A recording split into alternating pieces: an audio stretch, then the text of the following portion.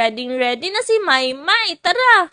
Ya. Ayun, ang galing natin ah. Ya. Ha. Hintayin mo ko, Esuni. Papunta na ako sa Brookhaven. Ayun. Ya, ang galing ni Maymay. Ang bilis. Tara, umakyat na tayo sa hagdanan. Dito, akyat tayo. Yan. Dito rin. Akyat rin natin to. Tapos, yung mga arrow, sundan lang natin. Kunin natin to. Storage room yata to eh. Yan. Tapos, ilagay natin dun sa kabila. Dito. Yan. Okay na siguro yan. Tara, akyat na tayo. Tapos, open natin to. Ayan, nakaakyat na tayo. Ang hirap naman dun, no? May malaking electric fan pa si Kurumi dito.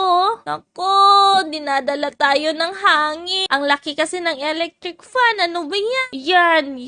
Kala mo Tara. Yan. Tapos dito, mag-jump lang tayo. Easy naman to eh. Wala namang kahirap-hirap. May malaking electric fan dito. Nahagip tayo sa malaking electric fan. Saan kaya tayo dadalhin neto? Kakatakot naman. Tapos may hagdanan dito. Tara, akyat tayo. Andon si Evil Kurumi.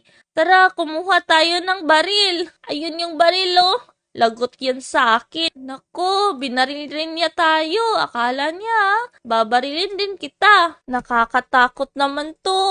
Ang hirap niyang patayin. Ayan, malapit na siyang mamatay. Ayun! Yan, bagay yan sa'yo. Buti nga. Ang galing talaga ni Maymay. Malaki kaya yung baril ni Maymay. Tara, punta na tayo dun sa exit. Kailangan nating mag-jump. Yeah! Ayun, oh no! Tumambling si Maymay. Naku, lumilipad pa ako. Ang galing naman. Uy, andito na naman kayo? Pwede bang magtanong? Ano yan? Nakita niyo ba si Esoni? Wala raw.